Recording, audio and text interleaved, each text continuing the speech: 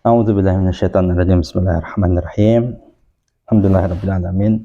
Wassalatu wassalamu ala asrofil anbiya'i. Assalamualaikum warahmatullahi wabarakatuh. Hadirin yang dirahmati Allah Subhanahu wa taala, bersyukur kita atas segala nikmat dari Allah Subhanahu wa taala, atas karunia-Nya kita ketemu di ruangan TK Aba ini ya. TK Aba di Ranting Muhammadiyah Maluhu. Semoga setiap langkah kita ya, kalau sekarang nggak langkah ya, putaran roda yang banyak itu. Kalau dulu kan kalau pakai dalilnya setiap langkah. Kalau dalil itu diterapkan sekarang orang jadi malas ngaji. Tapi ada sih yang masih pakai sampai sekarang. Jadi ada satu video itu ada seorang bapak-bapak jalan ya. Mau kemana Pak? Mau Jumatan? Ayo Pak, bareng saya. Kata dia, enggak Pak, saya mau jalan kaki saja. Karena yang lebih afdol tuh setiap langkah, kata dia. Ya memang makin berat ke masjidnya itu, makin dapat pahalanya insya Allah. Tapi ya nggak dipungkiri juga yang muter roda itu juga nggak dapat. Kalau pakai itu saja nanti jalan semua. Nah, insya Allah sekarang itu yang penting siapa yang menempuh jalan dalam kebaikan-kebaikan itu, salah setiap usahanya itu akan Allah catat sebagai amalan, sebagai penghapus dosa baginya, dan Allah akan sebut-sebut ya, di penghuni langit orang-orangnya. Kayak saya bilang dulu, ada orang-orang yang di dunia ini yang tidak dikenal orang, biasa-biasa saja, bahkan di kampungnya mungkin dikenal orang biasa-biasa saja, tapi di sisi Allah orangnya luar biasa, orangnya malah punya nilai takwa tinggi di sisi Allah Subhanahu wa taala. Jadi kita itu, kalau kata guru saya, jangan ngandang remeh punya orang di kampung apa, kalau apa imam masjid yang di kampung yang jamaahnya cuma 2-3 orang. Itu bisa jadi orang-orang itu malah derajatnya di sisi Allah itu jauh lebih tinggi dibanding orang-orang yang mungkin jamaahnya banyak, pengajiannya banyak. Jadi nyantai saja kita pengajian sedikit-sedikit itu juga malah kalau berkaitan dengan keikhlasan itu menjaga keikhlasannya lebih tinggi. Makin banyak jamaah itu makin keikhlasannya makin digoda, terutama ustadznya. Wah, jamaahku akeh. Soalnya minggu depannya ketika sepi, dia langsung, wah kok sepi ya. Gitu. Yang digoda itu bukan cuma orang-orang yang datang mendengar, tapi juga yang mengisi pengajian, yang mimpin jadi imam atau apa-apa, itu juga besar godaan untuk keikhlasan. Oleh karena itu saya ambilkan kitab ini, kitab Syarah Riyadhus Shalihin, dimulai oleh Imam An-Nawawi itu dengan bab ikhlas. Bab ikhlas itu diulang-ulang di setiap banyak tempat, dan kita kadang bosan, udah hafal dalilnya, hafal itu aja dalilnya, muter-muter itu aja dalilnya. Pertanyaannya, kenapa diulang? Ya, karena memang paling susah. Kita berangkat sholat itu di awal semangat, ikhlaskan Allah Subhanahu wa taala. Tapi tiba-tiba di tengah sholat, bahkan tiba-tiba di sebelah kita tuh ada syekh, tiba-tiba ada imam Masjid Haram sholat samping kita, deredek gitu langsung, lagi jaga-jaga itu. Kita kan sholat mungkin biasanya itu jadi lebih bagus, lebih khusyuk itu. Coba bayangkan bisa berubah di tengah-tengah itu, padahal tadinya kita ikhlas itu. Lalu kalau tiba-tiba datang orang sebelah sama sampai kita, mohon maaf, terkadang kan Nabi itu salah satu sunnahnya kalau ke masjid itu dalam keadaan baik, bersih, wangi gitu. Cuma kadang ya mohon maaf ya, kadang ada yang aromanya nggak nyaman. Sholat itu, Allahu Akbar, diangkat tangan itu aromanya udah merusak, mengganggu kekhusyuan orang sebelahnya. Nah itu kita diuji tuh, kan ternyata keikhlasan itu diuji bahkan dalam keadaan sholatnya. Mau berangkat diuji. Biasanya orang sering selamat tuh di awal wah, ikhlas. Walaupun ada juga yang di awal berangkat tuh ya karena entah kepaksa lah, karena apa. Tapi biasanya orang paling banyak selamat tuh di awal. Nanti diuji tuh tengah-tengah. Diuji di tengah-tengah. Saya soalnya pernah merasakan itu. Wah, saya itu pernah diundang isi pengajian ya, kawan-kawan NU itu yang dimulai dengan itu apa namanya, rebana terbang itu loh, baca selawatannya lama. Yang masalahnya itu selawatannya lama. Diundang habis sisa, kan saya datang tuh habis sisa. Udah dulu, kirain apa, mulai dulu selawatan dulu. Itu lebih dari 1 jam. Udah jam 9 lewat. Wah, ini kan semangat dari rumah tuh ikhlas mau ngisi pengajian tuh. Terus udah mulai itu udah mulai ngantuk. Wah, kapan selesainya? Ternyata kita sudah selesai dia selawatannya. Udah mulai, langsung mulai. Enggak, Pak. Sambutan dulu. Sambutan takmir, sambutan dari pemerintah. Mulai dulu. Giliran saya mau ceramah baru buka sedikit. Oh, udah semangat naik lagi nih, semangat. Nah, kita mulai. Tapi masalahnya udah 9:30. Lagi mulai ngomong baru sebentar. Langsung bunyi kresek. Orang bagi-bagi itu makanan. Wah, itu jamaahnya udah bujar. Banyak sekali. Saya wah itu memang ujian kayak gitu. Memang nggak cocok saya. Lebih sering, makanya saya tuh lebih sering ngajar yang gini-gini aja, yang taklim kecil-kecilan itu. Ya, misalnya di apa nih, spontan ini paling ngomong 20 sampai 30 menit aja. Karena habis sisa terus anak-anak udah mulai mau deket jam 9 tuh udah goyang-goyang. Yang penting sedikit tapi istiqomah gitu, dibanding ya kita harus panjang tapi ternyata malah jamaahnya biar. Nah, itulah ujian keikhlasan tuh dalam bentuk apapun. Ya, saya waktu itu jaga betul, kesel betul sama panitia tuh. Wah, jujur saya waktu itu saya kesel. Baru mulai ngomong, Bu, tadi waktu rebanaan tuh dibagi snacknya. Giliran ustadznya udah mulai, itu baru dia bagi. Wah, itu saya kesal betul dalam hati. Nah, itu diuji di situ tuh. Saya juga pernah datang satu masjid waktu itu, apa namanya, perayaan Isra Mi'raj kalau tidak salah. Isra Mi'raj apa Maulid lah. Saya datang tuh sedang selawatan begitu. Mungkin dari situ saya belajar itu tampilan memang harus diperbaiki. Saya dulu nyantai-nyantai aja, ya pakai jubah sebenarnya, pakai peci biasa aja. Sampai di situ, tuh dikasih minum, nah, silakan duduk situ.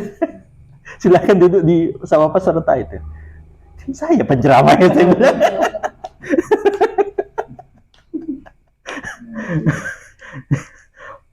Kadang ya berpenampilan baik ya. Itu memang kadang juga bukan bicara tentang keikhlasan, juga kadang agar tidak terulang kembali. Ada kejadian lebih parah lagi sekali itu.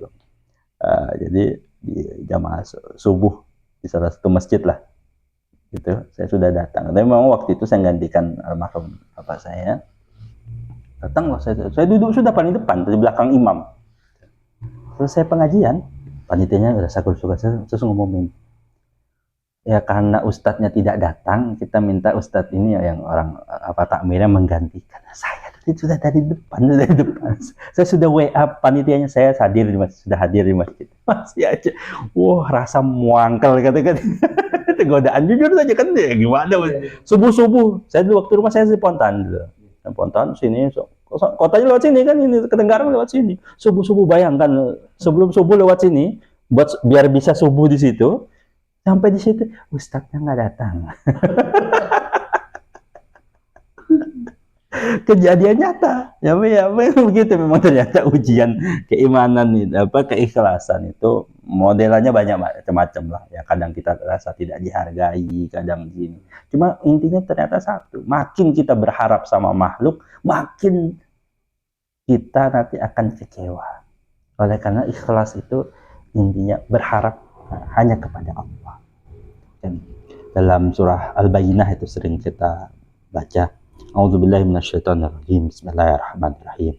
Wa ma umiru illa liya'budullaha mukhlishina lahuddin hunafa'a wa yuqimus salata wa yu'tuz zakata wa dzalika dinul qayyimah.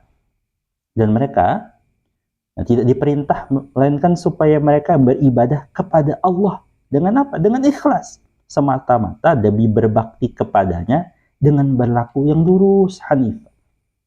Nah, hanif itu bukan hanya bermakna lurus, dia makna lainnya tuh condong pada kebaikan. Jadi kita tuh nggak boleh, oh tengah-tengah saja Pak, saya yang antang-antang aja lah, nggak usah ikut sana ikut sini. Nah, kita tuh mesti condong, tapi condongnya kemana? Condong pada kebaikan. Kalau sini ada kebaikan, sini ada keburukan, saya pilih yang aman aja tengah-tengah. Enggak, kita memilih kebaikan, condong pada kebaikan. Dan supaya mereka itu mendirikan sholat serta menunaikan zakat. Itulah agama yang lurus. Kata sholat dan zakat ini memang sering digandengkan. Karena ternyata memang godaannya ada orang yang, mohon maaf ya, rajin sholat. Tapi dia bermasalah kalau mengeluarkan uang. Pelit, kalau bahasa orang Kuta itu seke. Tapi ada sebaliknya, memang orang-orang itu yang dermawan betul. Tapi nggak sholat. Orang bilang, oh dia tuh baik Pak, apa-apa nyumbang Pak, ini nih. Tapi ya diajak sholat. Ogah-ogahan. Giliran acara 17-an ini, hadir, rajin. Tapi giliran pengajian mau ke masjid itu susah kita nemukannya kayak gitu. Jadi ternyata memang dua-duanya harus dipenuhi. Nah, berarti kan urusan dengan Allah, urusan juga zakat itu kan juga berkaitan dengan manusia. Dua-duanya harus dipenuhi. Nggak bisa milih salah satu. Jangan sampai kita jadi orang yang baik di hadapan Allah gitu, tapi buruk di hadapan manusia karena kita misalnya kadang ada tingkah laku kita yang menyakiti orang lain dan sebagainya. Lalu Imam Nawawi juga menjelaskan di sini ada satu ayat ya. La yanallahu lahumuha wala dima'uha walakin yanaluhu taqwa minkum. Daging kurban dan darahnya itu tidak akan sampai kepada Allah, tapi yang akan sampai kepadanya itu ialah ketakwaan. Kenapa ada ayat ini? Karena ternyata dulu orang-orang jahiliyah itu biasa habis kurban. Itu dia darahnya tuh diambil lalu ditempel-tempel ke rumah-rumah atau di barang-barang tertentu. Agar apa ya? Agar katanya itu ya, ini bukti kami menyembahkan, mempersembahkan korban, mempersembahkan. Jadi ternyata masalah korban itu ada di banyak budaya orang. Ternyata memang menyembelih sesuatu untuk dihadapkan kepada Tuhannya itu terjadi di banyak tempat. Kalau dalam Islam ya kurban. Ya. Di tempat lain tuh ada yang nyembelih buat kalau mau bikin bangunan, bikin jembatan, dan siapa dia nyembelih juga. Itu dipersembahkan bukan kepada Allah, tapi macam-macam lah alasannya dan sebagainya. Nah, ditegaskan dalam ayat ini. Oh, itu nggak akan nyampe, nggak ada gunanya, dagingnya, darahnya tuh nggak nyampe. Yang nyampe itu pada keikhlasannya. Nah, itulah memang namanya ujian keikhlasan, itu ujian yang paling berat dan setan paling tahu. Maka dia goda sejak awal, mau melakukan dan digoda. Sedang melakukan, digoda. Nah, yang paling berat itu ternyata setelah melakukan. Itu ternyata ujian keimanan yang lebih berat. Nanti kan kita temukan, kan dulu saya yang bangun masjid itu. Kira-kira gitu. Dulu yang itu saya yang bebaskan itu. Dulu kan yang jalan ini saya yang bangunkan jalannya. Nah, itu tuh mulai. Itu munculnya kapan? Biasanya kalau dulu dia dihormati, tapi tiga ada masalah sama itunya. Ada berapa masjid itu dia dulu jadi takmir, terus karena apa digeser tidak lagi jadi takmir, mulai itu mungkin kan dulu sebenarnya saya itu, kalau bukan karena saya itu kejadiannya mungkin 20 tahun yang lalu bahkan. Tapi digoda keikhlasannya tuh sekarang. Apalagi kalau kita membantu orang, itu nanti ujinya nanti ketika orang yang kita bantu itu entah tidak baiklah kepada kita. Dulu dia tuh kecilnya saya yang ngasih itu. Dulu kalau nggak saya bantu tuh nggak jadi dia. Tapi itu, yang gitu-gitu itu godaan keikhlasan. Kejadiannya udah 20 tahun, udah 10 tahun yang lalu, udah lama. Tapi terungkit kembali. Nah, jadi berkurang keikhlasan, bahkan hilang keikhlasannya. Nah, karena hal-hal tertentu itu godaan setan memang. Setan tahu kalau di situ jadi masalah. Nulis hamba Allah sumbangan dari hamba Allah 1 juta rupiah. Terus dibacakan lagi sumbangan dari saudara Sugeng misalnya 150.000. Terus sumbangan dari Bu Siti 50.000. Mulai dengan 50.000 aja ditulis namanya. Saya loh 1 juta, saya tulis hamba Allah lah gitu.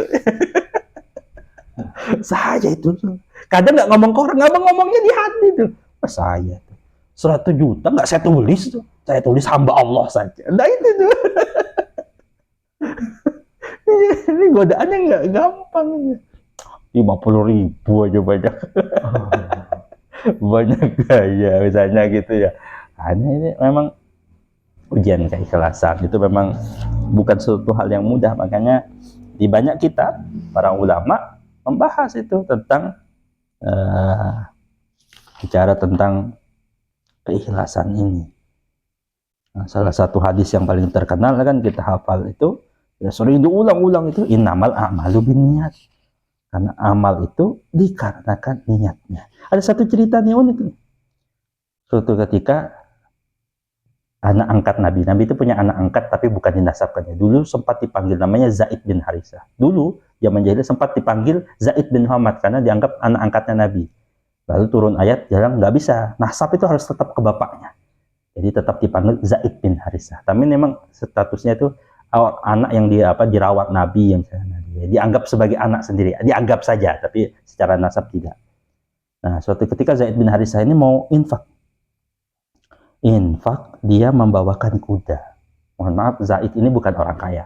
Jadi kan dia bawa kuda itu berarti udah besar nih infaknya. Dia bawakan kuda. Memang dari dulu kuda ini pertanda orang kaya. Kalau dulu kan orang kaya pakai kuda. Zaman sekarang pun yang punya kuda itu orang kaya.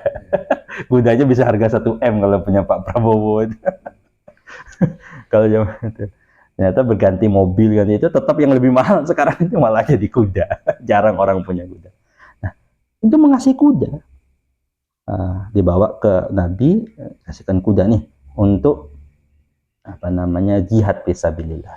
Lalu kuda itu diambil. Terima kasih sudah diterima untuk jihad fisabilillah, dikumpulkan lalu dikasihkan ke orang. Siapa itu? Dia dikasih ke pasukan. Siapa orang yang di pasukan itu? Ada namanya Usama. Usama itu siapa? Usama bin Zaid. Itu anaknya Zaid tadi. Jadi dari bapaknya kasih sama Nabi. Nah nih, protes Zaid lah. Saya tuh ngasih buat jihad fisabilillah. Kok malah kasih ke anak saya? Kan gitu. Kata Nabi, pahalamu tuh sudah dapat, sudah keluar, aman. Jadi nggak ada masalah. Itu yang pertama. Pahala niatnya sudah dapat. Ada yang kedua, ternyata kita terutama yang jadi kepala rumah tangga ini kadang lupa satu hal. Buat ternyata ngasih namanya kan nafkah. Kata nafkah itu sama dengan satu kata dengan kata infak. Sebenarnya memberikan nafkah kepada anak istri itu yang wajib itu sebut sudah dapat pahala. Pahala infak, menginfakkan hartanya, menafkahkan hartanya kepada anak istri. Lebih-lebih kalau lebih dari kebutuhan kita ngasih istri jajan, siapa yang buat senang diajak jalan. Kadang diajak jalan sore-sore, ajak beli pentol, ajak beli apa itu tuh udah menyenangkan. Itu tuh dapat pahala sedekah. Kita tuh hanya berpikir kadang ya, berpikir infak tuh kalau ke masjid kepada orang lain. Ternyata infak kepada orang terdekat kita, bahkan orang yang wajib kita nafkah itu dapat pahala juga. Nah itu yang malah kadang begitu keikhlasan kadang ngasih karena istri kan kadang tuang aja gitu, nggak merasa itu dapat dapat apa, padahal ternyata di situ dapat pahala besar. Makanya kan keluarga senang, pahala dapat kan gitu. Nah itulah, jadi kita memaksimalkan amal-amal yang ikhlas, yang Allah. Nah, saya kira begitulah, saya kira hanya simpel saja nasihat buat kita semua, pada saya dan kita semua. Jujur saja, apalagi yang mengisi pengajian itu godaan keikhlasannya berat. Anggap dirinya udah banyak ilmu, anggap dirinya padahal ya disitulah nanti dia diuji. Memang pahalanya besar, tapi juga ujiannya jadi besar. Ya kita yang mengusahakan mau bikin masjid, mau bikin apa itu memang godaannya, pahalanya besar. Nah, itu godaan keikhlasannya itu juga besar. Wallahu a'lam bishawab. Mudah-mudahan ada manfaatnya kita. Assalamualaikum warahmatullahi wabarakatuh.